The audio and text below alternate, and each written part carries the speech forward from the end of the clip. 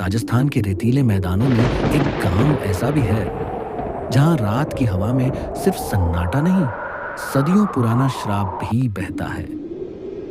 कहानी शुरू होती है जब वीरू ने पहली बार उस गांव में कदम रखा।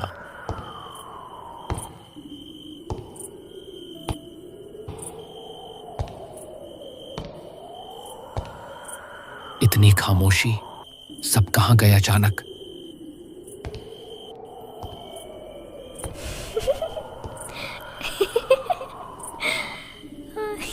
वो आवाज आई क्या? से कौन है वहां? थोड़ी दूर चलने पर एक पुराना मंदिर दिखता है। वहां एक मटके में आग जल रही थी। वीरू डर जाता है।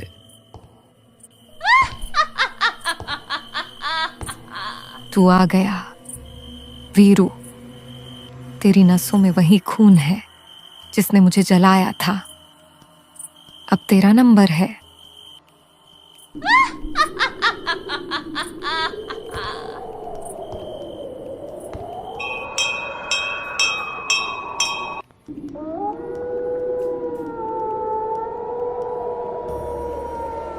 वीरू लौटकर अपनी झोपड़ी में आ जाता है।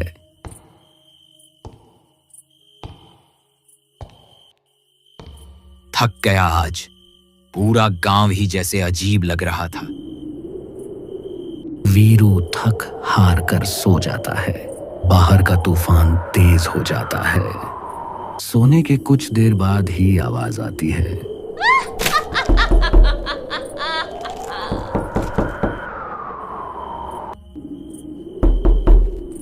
कौन है वहां पर?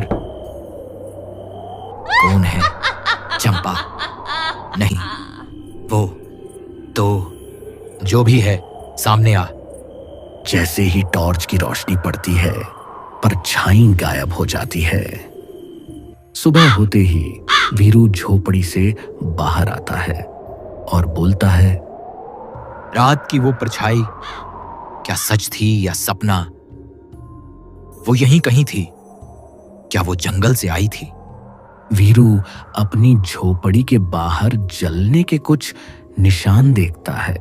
ये जलने के निशान मेरे दरवाजे तक कैसे पहुंचे? रात को कुछ देखा उसने? कहते हैं रूहाबाई लौट आई है। अब अगर मैं चुप रहा तो अगला निशाना मैं होऊंगा।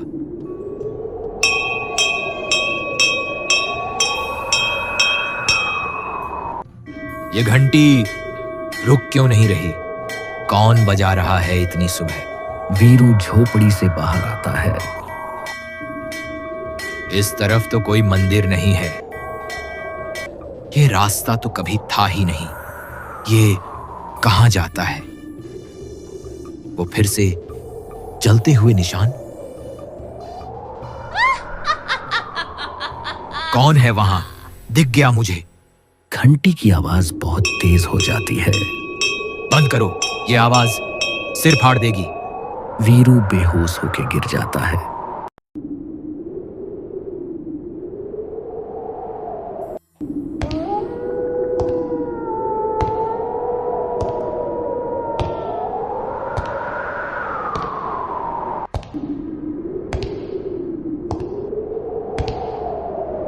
तेरा वक्त अभी पूरा नहीं हुआ। वीरू होश में आते हुए बोलता है, मैं कहां हूं? रूपा धीरे से बोलती है, ये मंदिर जाग चुका है वीरू।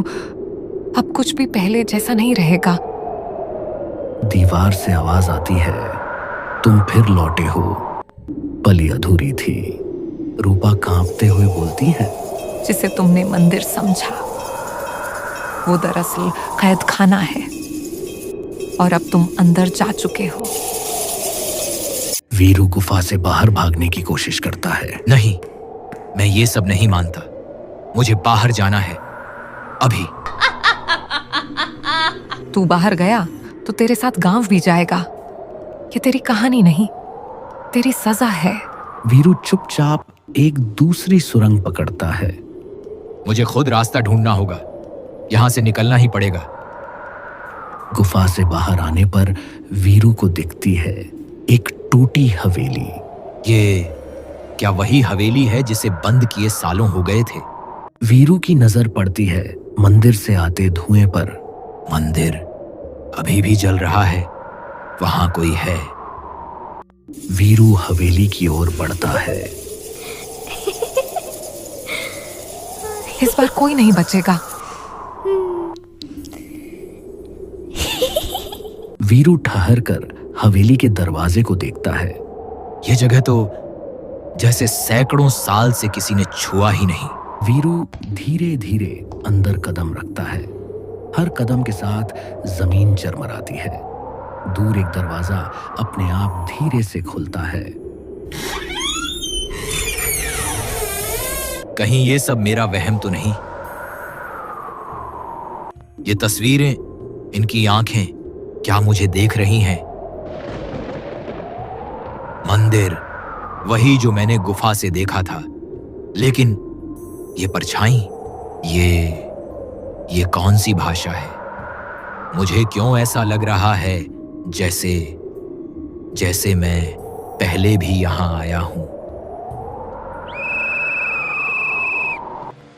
कौन है वहां? जवाब दो। वीरू जैसे ही पीछे मुड़ता है, हवेली का दरवाजा जोर से खुद ब खुद बंद हो जाता है। नहीं, कोई है क्या? मुझे यहां से निकालो। वीरू हवेली के तहखाने में एक गुप्त सीढ़ी से नीचे उतरता है। वहां एक बलि का चबूतरा है जिस पर सूखे खून के निशान हैं। ये वही बलि स्थल है, पर यह इतना जाना पहचाना क्यों लग रहा है? चारों ओर से एक अदृश्य स्त्री की आवाज वीरू के दिमाग में गूंजती है। तू आया है अंतिम बलि बनकर। अब चक्र पूरा होगा। अब तू ही वो अंतिम कड़ी है। कौन है? मुझसे क्या चाहती हो? इतना बोलते ही आत्मा प्रकट होती है और बोलती है, जिसने मेरी बलि ली उसका वंशज है तू। अब तू ही बलि बनेगा।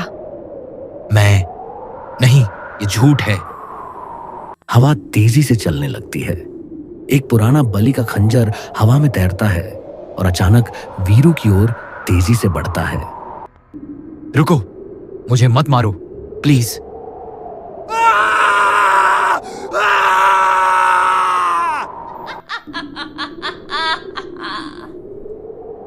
अब मुझे मुक्ति मिली, पर यह हवेली अब भी भूखी है। वीरू की चीख एक गूंज बन जाती है।